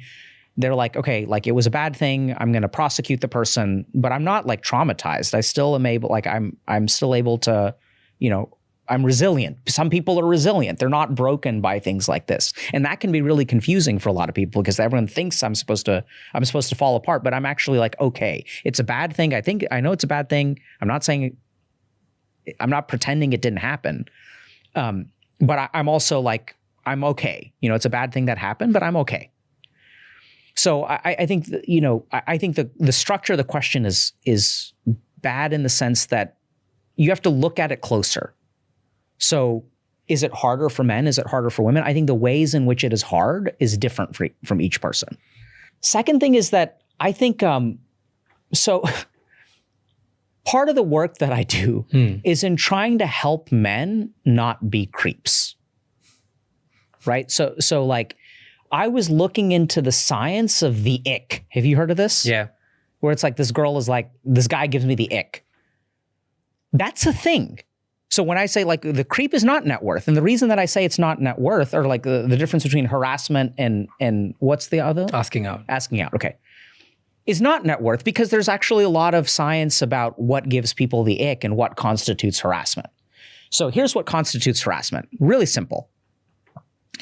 Number one is not having a safe out. So if I ask out a girl and she never has to see me again, that's actually fine. Like that's way safer. If I ask out a girl and we work together, that's less safe. Does that make sense? If I follow a girl to the bathroom because I'm nervous around asking her out to her friends, and then she opens the bathroom door and I'm standing there and I ask her out, that is less safe, right? That's creepy. Yeah. Even though in my mind, I may not realize I'm doing anything wrong, right? I had a patient once who did this, right? And it's like, he didn't understand. Yeah. Right? Because he's like, okay, like get her by herself and ask her out. So he's like following her and waiting for an opportunity. Like that's creepy. Right? So the first thing to understand is that harassment is a lack of safety. Second thing is harassment is persistence. So once I say no, am I going to ask you again? That's what harassment requires. It's not like a one-time thing. It's like persistence. That's the second thing. There are a couple of other things about the ick. So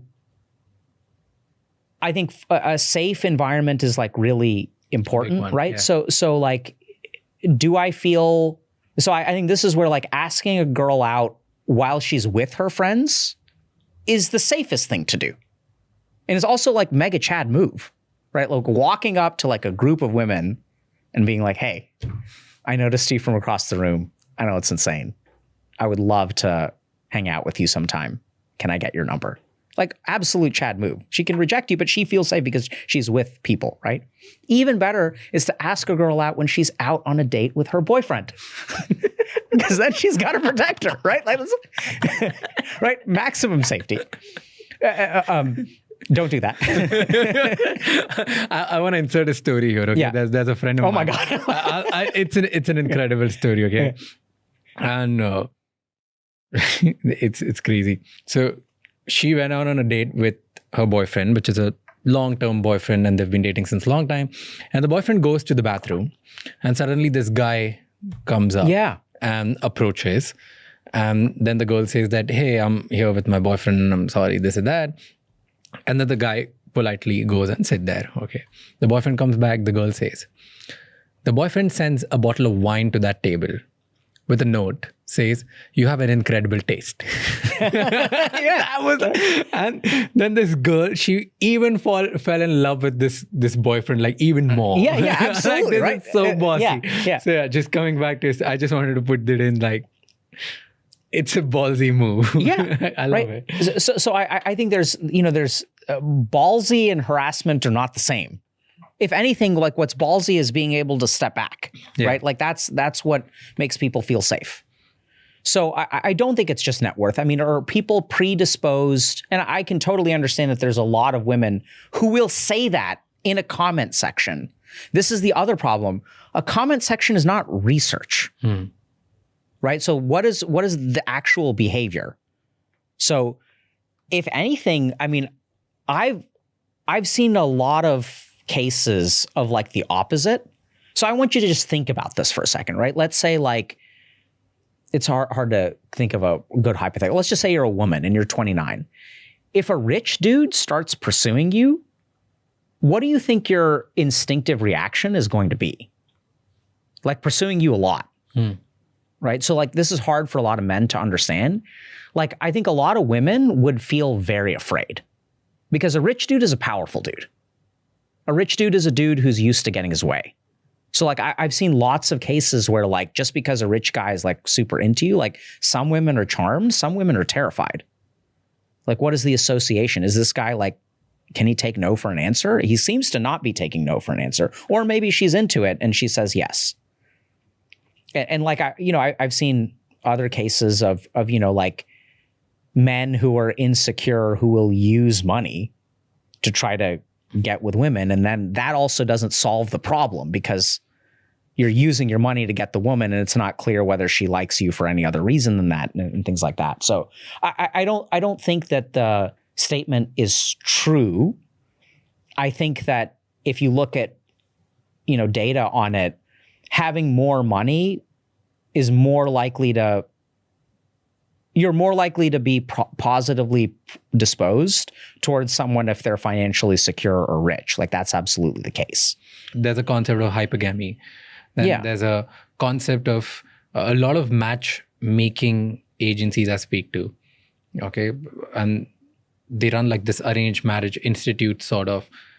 The number one demand for a woman is I want somebody who's XYZ income. Okay. So that's one. Yeah. Then there's the concept of hypergamy. And then there's a lot of social media chatter where it's almost perceived that women only want really, really high net worth individual or high status men. Okay. So let me ask you this. What percentage of women end up marrying a non-rich, non-high status man? Most of them. Absolutely. So how do you reconcile those two things, right? So there's what women want and what they say they want, and then there's what they do. Those are like really separate. So I think there's some big problems with like the red pill, manosphere, black pill research stuff. And the biggest problem with all this research is all of the research that it ignores. So if you look at like what affects who you end up with, there's a good chance that your attachment style affects things way more than your net worth or your status.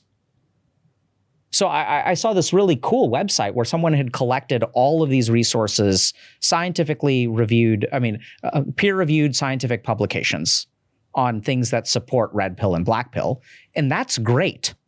Like all that stuff is true, right? Let's say. But the problem is that there's 10,000 or 100,000 papers that are not on there that say something else. So it's fine that people say like, oh, women want that. Fine. I mean, I want all kinds of things, but that's not the decisions that I make. That's not how my life ends up. So, and even then, like, this is where we use want like a monolithic term. But like I was explaining to you, want is only one phase of a relationship, and there's different kinds of wants. Yeah. Right. So if you ask someone, men want jobs that make them $20 million a year. That's not fine. Cool. Like I want a job that makes me $20 million a year, but that's not the job that I have. And it's not the job. I'm not going to reject jobs that make me less than 20 million, even if I want to 20. And I'll be perfectly happy with a job that makes me $5 million a year, right?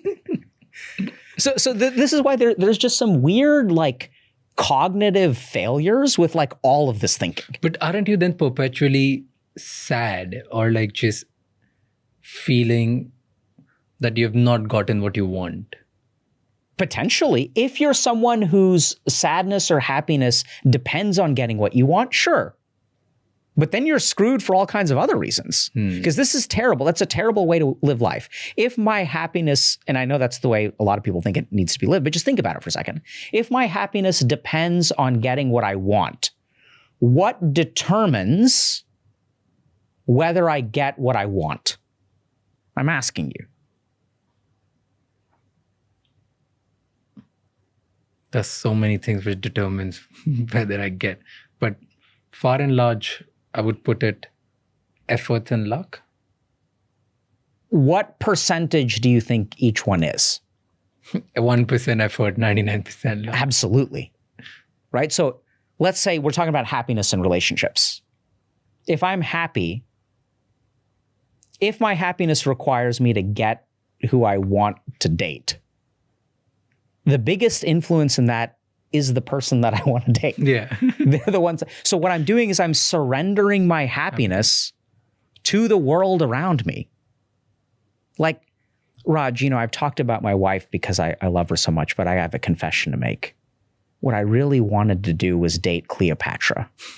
That's who I wanted to marry. I'm screwed.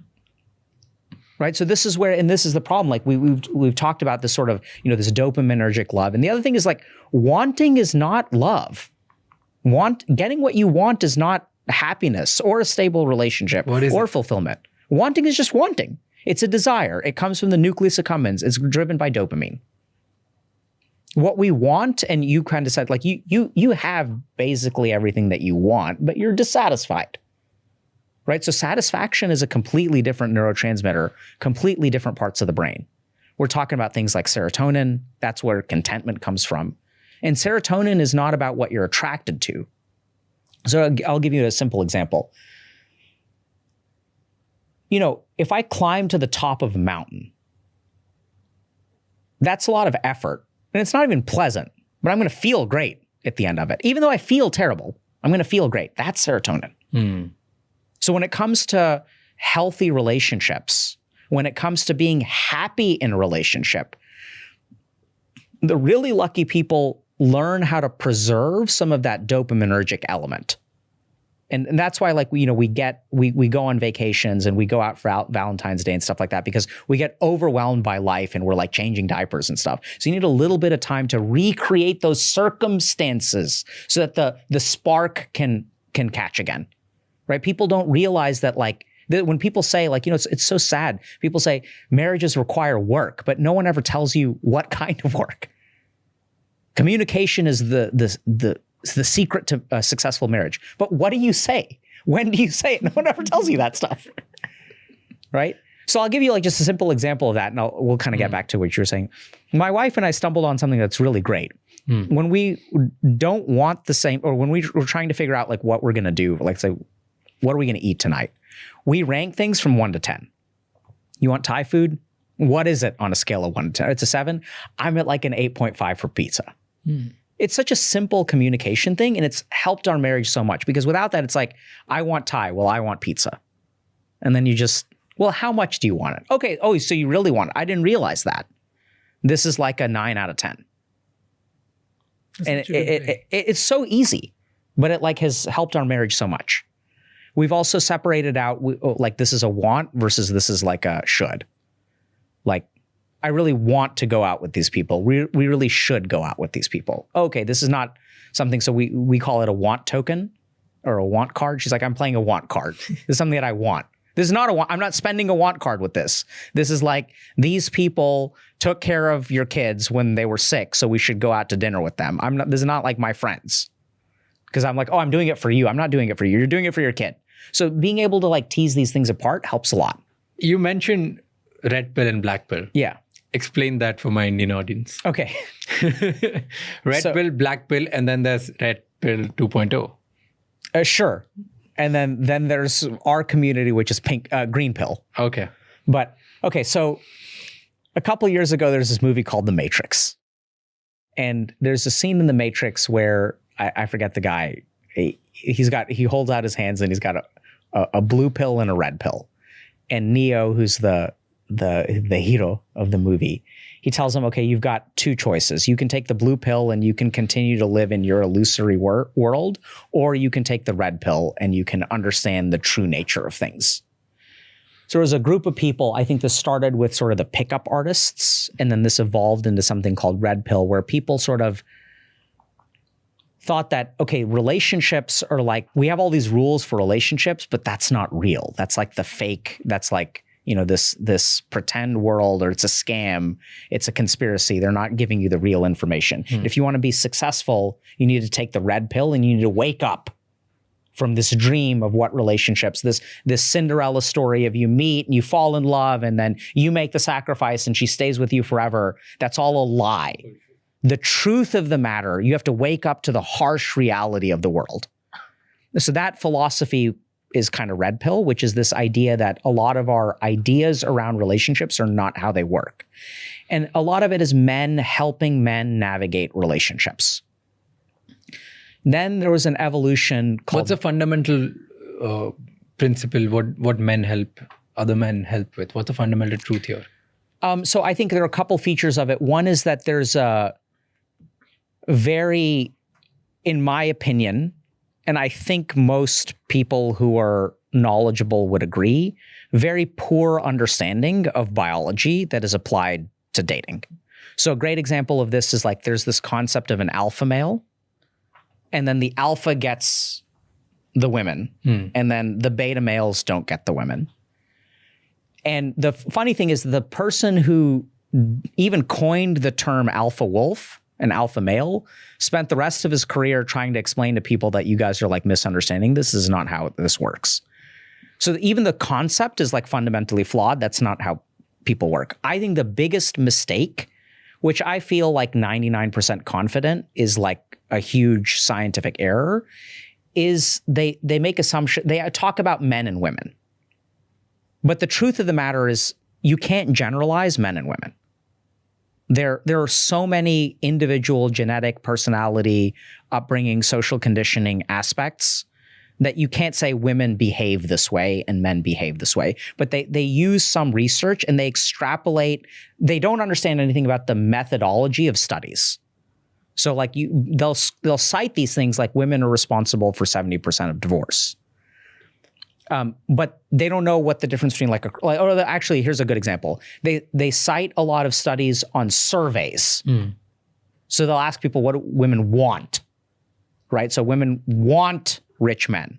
Fine. That's different from what do women choose? That like those are different things. And they muddle together all of these concepts. So I think that there's a lot of scientific illiteracy, actually, and I know I'm not trying to piss red people off, but it's like, that's really what it is. So I have this, sometimes when I talk about red pill stuff, you guys can maybe cut to this, but I have a textbook on my shelf called the Cambridge Handbook of Personal Relationships. And it's like a thick text. Okay. And it's like full of scientific studies about how relationships actually work. They don't know any of that stuff. They never talk about any of this stuff. They never even address it.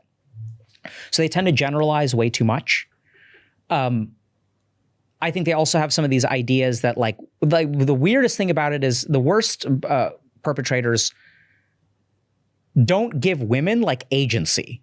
Like they don't understand that women make choices and they're like conscious human beings who decide things. They're like, okay, here's what the biology of women is. Yeah. And the statements that they make in isolation are correct. I think the extrapolations they make, the interpretation of the data is where they go way off. So they'll say things like, a woman has a greater investment because if she has sex, then she becomes pregnant, and that's a greater biological investment than a man, because a man can disappear and doesn't have to deal with the consequences. And that kind of stuff is true. So sometimes, the good people I think understand some science, but fundamentally they don't understand science. Okay.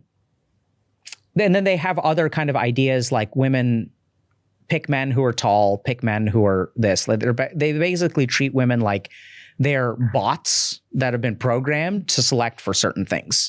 And there's really no room for individuality. They have other kinds of like philosophies. I think I've worked with a lot of men who are red pillars and things like that. I think the common thing that I see is that there's usually a traumatic experience with a woman early on. And then the way that they respond to that trauma, and traumatic experience with a woman can sometimes be because the woman was mean to them and did cheat on them or whatever, took advantage of them. Sometimes it's like a little bit more in their head where like a woman, the real trauma is that this woman that I fell in love with didn't notice me. And that's sometimes enough. So once I have a traumatic experience with a woman, I join a red pill community where other people are sharing their traumatic experiences with women. And now every story I read about women is talking about how women are untrustworthy. So now like 100%, now I start to believe, and I don't blame red pill people for this, right? Because now, oh my God, I thought it was just me, but it turns out it's everyone. It's not everyone. All the people who are successfully in red pill successfully in relationships are not in red pill spaces for the most part. Okay. And then there are other things like if you look at places like Reddit and you post something that goes against the narrative of the red pill, you'll get downvoted. Right. So there's like a selection where they're literally removing contrary information. And then there's black pillars, and black pillars believe that it's hopeless. So they're maybe nihilistic, I don't really know, but they just basically believe they've like given up, and they don't believe that relationship success is ever possible. And then in our community, someone why do they believe so? Very similar things. So maybe some traumatic experience, and then they look at some of this research and they say, okay, like women want men who make this much money, who are this tall. I'm a 5'2" manlet who's unemployed. And their psychology, I think, is a little bit different. I mean, I'm generalizing now too, but they tend to have, a lot of like depressive characteristics, just have a lot of hopelessness, very poor self-image. So there's almost like a fork in the road where if you have a traumatic experience, which can even be just like crippling isolation and loneliness, which I don't blame people for. If you get pissed and resentful and you start to cultivate anger, this is something people don't realize. The antidote to depression is anger. So depression will keep me still. Anger will get me moving. So Freud noticed this and he said that depression is anger turned against the self. So when I'm depressed, I have a lot of self-hatred, self-loathing. I'm pathetic. I'm a loser. I should kill myself. I don't belong on this planet. Right? So there's a very big relationship between anger and depressed or anger and sadness. So if I respond to that depression with anger, that motivates me to change my life. Or I let that depression turn into self-loathing and then I kind of go down the road of black pill. So that can happen a lot. So they have very poor confidence. So I think that there's a lot here that I think the other real challenge here is that if we look at how to rehabilitate people, you can't ostracize them. So when you like kick someone out, they're not going to get better. So what tends to happen is a lot of this language gets punished. And I'm not saying that that's right or wrong. I'm just saying that the psychological effect of kicking someone out of society where you ostracize them, you send them off to an island where you send all of the other people who hate women. Like, what do you think is going to happen? So what we see in our community, which was scary for a little while, is like a clash between incels and women. And they both come to our community for like to learn about themselves. And then it's really touching. I remember a post that was awesome because like a woman was like, I'm a conventionally attractive woman. I'm like a 10 out of 10. I can get laid whenever I want to. And I'm like, I feel so lonely. I'm like, I feel crippling loneliness. I can have sex, but people use me for my body. Like they don't see a person. They see an object. And then they started describing their feelings. And then incels were like, this is insane. This is how I feel. And then it was like, I'd never imagined a place where a supermodel and an incel would connect on an empathic level. But I think there's like isolation and loneliness is something that kind of we can all feel, but they absolutely do get radicalized, which I think was your question. Yeah. And then there's the third community, which is green pill, you were saying. Yeah. And I think that's just like this kind of stuff, right? So understanding that hey, you can work on yourself. And that's another thing that people will say a lot. Like, you should work on yourself. But the question is how? Yeah. So I think the biggest mistake people make there is people say, okay, you should work on yourself. And people will say, okay, that means I need to go to the gym, get a job. Working on yourself depends on you, is highly individualized. So, it's not something that is generic. Like, going to the gym is a great part of it, but you should really ask yourself, like, what are my problems, right? What do I struggle with? Where's my lack of confidence coming from? And so what we try to espouse is, like, first of all, there's science to be understood. Secondly, like, you should understand your own mind. You should understand what drives you, where desire comes from. And oftentimes what's scary, right, is that even when people do it right, they don't end up happy. And so one of the things that I'll see with red pillars is, like, they're able to get laid, but then they're not able to form what they really crave. So there's a couple of dynamics here. One is that when you believe women are transactional and all they want is your money, and this is a trade of, like, money for sex or whatever, the women who are looking for a genuine relationship won't date you. So then all of your experience is with women who are also transactional, which will then reinforce your belief that women are just looking for money, because all the ones who are looking for something else aren't going to date you. Right? So there's little things like this where there's selection biases that they don't really think about. And then the really scary thing is that oftentimes they'll get laid, but then, like, they're kind of trapped, because what they really want is emotional connection. They want someone who will be with them forever, not just for money. But now they've created a situation where they're afraid of being rejected. They're afraid of being vulnerable. They're afraid of being taken advantage of. And what's really hard for them is taking a risk. Yeah. Because what's really scary is that, like, a committed romantic relationship is like a huge risk, and you don't know how this person is going to respond. Yeah. And I think the real reason we're not seeing relationships is because people don't know how to stomach risk anymore. Everyone wants guarantees. We want ChatGPT to tell us how to do this. We want to be sure. We want to know, right? We want to, like, think about this. And you know who's responsible for this is Amazon. Amazon did something really great and really terrifying. Why? They gave us reviews. See, I remember when I was growing up, I would go to the store and I would see video games, and I didn't know if the game was good or bad. I got this game that was a Silver Surfer. It was a terrible game. And I bought it and I didn't know what it was. And now we have Amazon that tells us ahead of time whether we're going to like it or not. There's no risk to buying anything anymore, right? Which on the one hand is great. So we're starting to mitigate risk. We can't tolerate risk anymore. Like, how can men go talk to women, and then even though there are women? Okay, so let me ask you, Raj. What's wrong when nothing seems to work? Right? So for one person, I have a problem. I do something, problem solved. Another person, I try this. Even though the solution should work, it doesn't. I try this. The solution should work, it doesn't. Try this. Solution should work, it doesn't. What's the problem? Nothing. What do you mean nothing's the problem? Well, clearly something's the problem, right? But they can try another way. Like, I mean... So you've tried 3 things. Yeah, but it's still not working. It's still not working. So they are the problem. Yes. So here's the first thing. See, when I ask for a solution, what people give me is something that exists outside of this. They say, go do this, go do this, go do this, go do this. What's the common element? It's you. Now, the problem is that when you say that, people think, oh my God, I'm screwed. I'm the problem. As if that's not fixable. Like, hold on a second.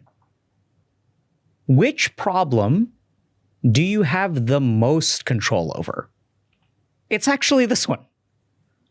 I can't control you at all. Yeah. I mean, this causes people so much suffering, dukh. Trying to get my narcissistic parent to understand me. Not going to happen.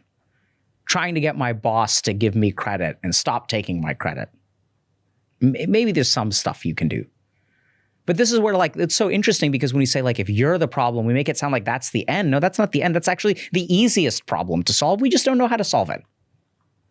So I see this a lot where people look at solutions as actions outside of them. But the whole reason, it's interesting. I was looking at our content director sent me some interesting tweets where someone was like, it's so hard to meet people. And then someone else was like, it's really easy. I just went out there and I met people and I did it. And then there was a huge Twitter war of some people being like, some women and men being like, yeah, you should just put yourself out there. It'll be fine. Other people being like, I put myself out there. That doesn't work. And so if the action is the same, right? But it works for some people and doesn't work for other people, the difference is in the person. So I think this is where the solution is not just go to sport. And I've seen that plenty of times too, where people are like, I tried following all the advice, none of it works. You need to do an internal action, right? What about sport works for some people and doesn't work for you? Why isn't this working for you? What is your internal feeling when you start playing sports? Like, how do you feel? Right? For some people, it is a circumstantial problem, but their personality is already the right way. And other people, you have to fix the personality, which also can be done. Like literally we have, treatments for narcissistic personality disorder. So we can modify personality. Second thing is, I think friend zone is like a really, really great staging ground for success. So everyone gets frustrated by friend zone, but they're not looking at it the right way. There's a different way to look at it. One of the safest signals for another woman is to have female friends. One of the best ways to meet women is to have female friends. Hey, is there anyone you can set me up with? Right? And if you've got 10 female friends, you can be like, hey, it's time to do Project Alok. Project Alok is find me a girlfriend by the end of 2026. You guys tell me what to do. Let's do it. Please, can I have your help? And this is where we get to another part of the fix. A lot of people think that saying this is low value and they'll be looked down upon. By who? By the female friends, by the people. A lot of people don't reach out. I've seen this. Yeah. I mean, so let's understand they feel some something. sort of shame if they say this because then they look like losers. Okay. If someone's afraid that I'm going to be looked down upon, first thing you have to understand is that the person you're going to be looked down upon by is you. You look down upon it. I don't want to be the fucking loser who has to get my friends to find me a girlfriend. I want to be a man who walks into a room and girlfriends find me. Other people can, Raj, do people look down on you? Sure they do. I don't think so. They must. Yeah. Maybe you're really special. I don't know. No, of course they do. Yeah. I'm just saying I don't let that get to my head. Exactly. So there's a difference. So people say, the problem isn't that people will look down on you. First of all, the most important person is yourself. And if you look down on it, that's what you need to fix. Why are you trying to go and control the opinions of others? Oh my God. That's a terrible idea. Why don't you change your own self-opinion? And then something cool will happen. All kinds of people will, I'm sure, look down on me, and I'm sure look down on you. People will look down on me. The way to solve that isn't to change so that people stop looking down on you. It is to change so that you don't care if some people look down on you. Let them. Why are you going to let it ruin your life? Yeah. If someone wants to think less of you, like, does this water taste any different? No. Do I go to sleep any different? Like, not really, unless I torture myself around it. When I eat a piece of cake, does it taste different? No. The majority of my life is exactly the same. The only thing that changes is my thoughts. And there may be a certain practical thing, like if I want that person to date me, then arguably that's important. Yeah. But that too doesn't work, because if I want this person to date me and I don't want them to look down on me, you can go chasing that for, they've tried, right? And it doesn't work. So it's time to change your thinking and realize that if you're afraid that other people are looking down on you, that only happens if you have a lack of self-worth. True. The value that you place in other people's opinions is inversely correlated with your own self-worth, which means you lower your self-worth, the more important the opinions of others. The higher your self-worth, right? Worth comes from yourself or other people, one of the two. That's not really true, but anyway, for this purpose, it's fine. So I think that's why. So I think there's an issue within that person that needs to be resolved. And the reason I come to that answer is because those are the people that I work with, right? Because the people who can start sport and then do fine, they don't come to me. It's all the people who the solutions don't work for that we have to work with. Yeah. And I really think this friend zone thing is like, if you get friend zone, like work with those people, but that feels shaming. Yeah. Right? That's not, I want to be an alpha. And it's like, then you got to really ask yourself what's more important. Do you want to be an alpha or do you want to have a healthy and successful relationship? True. That's a good way to put up. You were sharing ingredients of falling in love, right? You said unplanned meetup conversations, shared emotion, dopamine, right? And then shared emotion. And then there was common cause is another one. So like when you guys have a shared goal that you work towards, like that's not the same as shared emotions, but those tend to be the most important factors. Those are like the chemical recipe for love. Do you think you can plan this and plant this in order to make someone fall in love with you? Like, let's say you're going out on a date. Probably. So let's say you're going out on a date and you plan it in a way that you will elevate some sort of emotion, because you'll only go to dates which will cause a certain level of emotional roller coaster. I think so. And then you'll be this inconsistent. I think so. So I know this sounds kind of like scary to say, like, because people are like, oh my God, like this guy's asking, can you make people fall in love with you? That's what you're asking, right? And this is where, like, I think if we're being honest, yes. And I know that sounds insane, but I want you to think about this for a second. There's some people that are very good at it. Yeah. You know, there's some people that a lot of people fall in love with. Like, you know, these people that they're like tornadoes. Like they enter your life and you're like, oh my God. Yeah. And then they leave your life and you're like, oh no. And then they enter someone else's life. They just leave a trail of destruction behind them. I know these people. Right? We all know these people. And this is the really interesting thing is there's even some diagnoses that explain this stuff. So there's a diagnosis called borderline personality disorder. And one of the diagnostic features of borderline personality disorder is a history of intense and unstable relationships. These people fall really hard in love. Other people fall really hard in love with them, and then it falls apart. And then it happens again, and it falls apart. And then this person and that person. So, you know, they really struggle, and there's a lot that we can go into there. But so yeah, I mean, I think that other people also get better at dating. Right. So as you improve in these skills, the likelihood that you succeed in a relationship that has genuine love actually increases. I think this is a skill. So is scary and like, oh my God, can you trick someone? I think that, yeah, I think you can get better. I don't know if you can like trick someone or force someone to fall in love with you. But I literally, like, my day job is like, okay, let's work on these factors and work on authenticity. There's also, like, you know, scientific analysis of charisma. So like there's scientific analysis of ick. Like, what is the ick? How do we break that apart? There's scientific analysis of charisma. There's scientific analysis of falling in love. And so like recently what we've decided to do is Kruti was telling me, like, hey, you got to put this all together. What is the scientific way of charisma? So it's a couple of different things.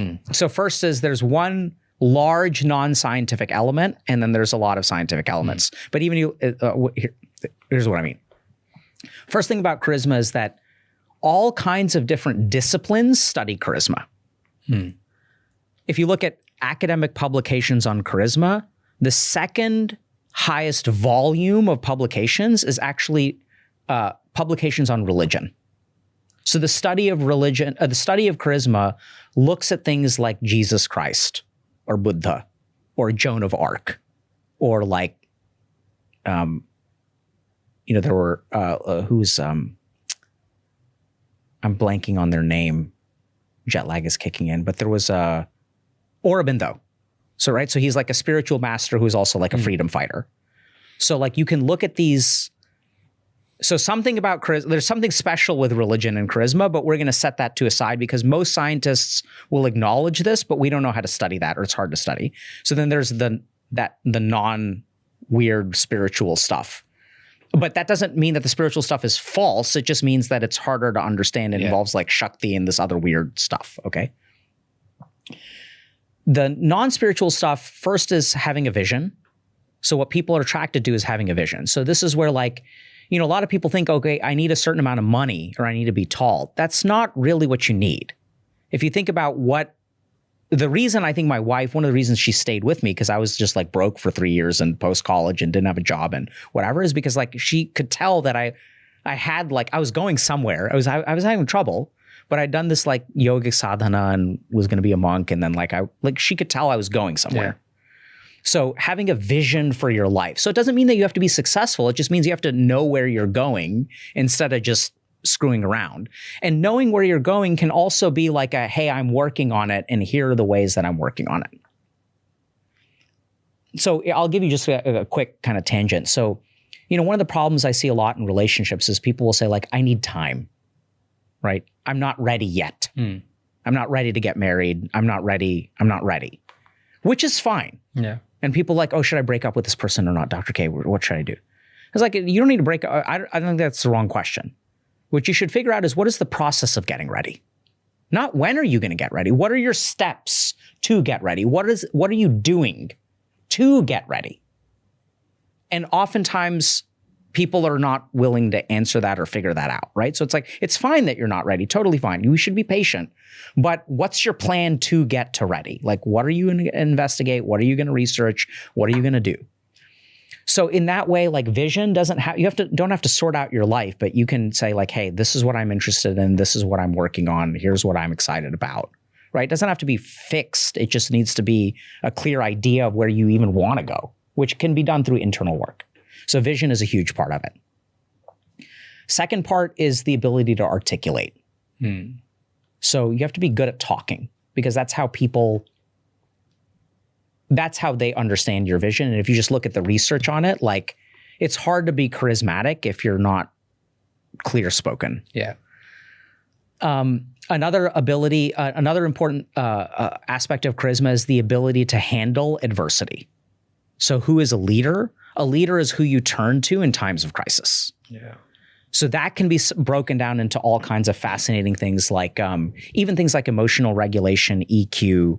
How do you handle problems? I love, so what I really love about Mandarin and Japanese kanji is the word for crisis is danger plus opportunity.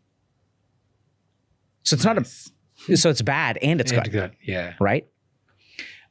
So I think those are three of the really big elements. There are other things. The really interesting thing, I have a video about it, but what's really interesting is that physical attraction is on there, but it's pretty low on the list.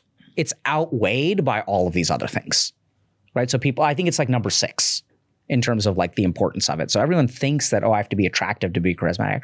Actually, you don't. It helps, but it's not as important as vision, the ability to handle problems, and being clear spoken and being able to articulate. Those are the 3 biggest things. True. Oh, actually, and then the 4th biggest thing is like being divine. Connection to divinity is actually a scientifically, so if you do, multivariate analysis on charismatic people, connection to something spiritual is a part of it. True. That it makes sense. Yeah. One last question. Yeah. What's one feedback for me? How can I do this better?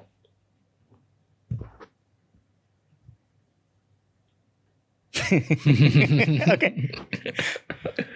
You can be brutally honest. I'm not going to be brutally honest. I'm going to be cruel. Okay. Wow. I'm scared, bro. You should be. You can do this better by doing it exactly the same and not improving. Don't do it better. Just do it. Do it exactly the same. Why would you say so? You should be critical about it, right? Like that there must be the missing element. Yeah, I don't know if I have a feeling that your audience may understand what I said better than you do. What did you hear me say? That do exactly what you're doing. Yes. Is that hard for you? Very. So that will help you do it better. Right? So things that will help you do it better are going to be hard. Yeah. This is the dimension that you need to grow. Like I go up every day and try to be like, okay, this is what I need to change. This is what I need to do. I warned you it was going to be cruel. Ah, interesting. Good play. I like that. You're impressed, but you're like, yeah. Yeah. You asked for it, man. Yeah, because staying the same is the hardest thing for me, because you're absolutely right. Yeah. So if you really want to grow, you need to stop growing. You're like the sixth guest who has given the same feedback. Yeah. Yeah. And I'm like, and all these 6 people I like really rank high in my life.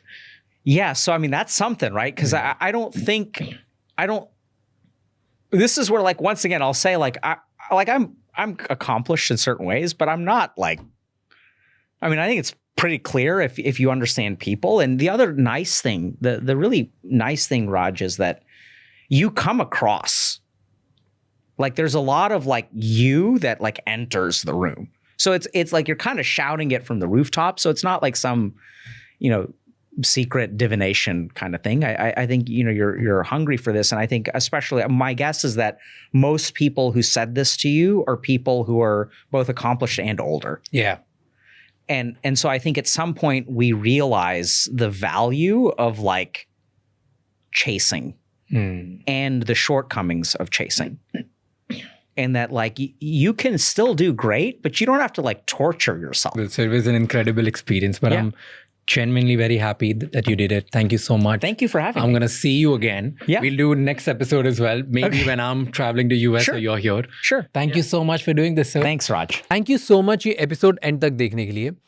अब आपको 3 चीजें करनी है. Number 1, इस channel को subscribe कर लो ताकि हम इसी तरह और ज्यादा वैल्यूएबल गेस्ट आपके लिए लेके आ पाए एंड हम वो उनसे क्वेश्चंस पूछ पाएं जो आप चाहते हो. नंबर 2, मुझे कमेंट्स में ये बताओ कि आप और कौन कौन से गेस्ट हैं जो देखना चाहते हो हमारे पॉडकास्ट पे, ताकि हम उन्हें लेके आएं और उनसे वो सवाल पूछें जो आप चाहते हो. एंड नंबर 3, ये एपिसोड किसी एक इंसान के साथ ज़रूर शेयर करना जिसकी लाइफ में एक पॉजिटिव चेंज आएगा, क्योंकि एक कॉन्वर्जेशन इनफ होती है किसी की लाइफ चेंज करने के लिए. I'll see you next time. Until then, keep figuring out.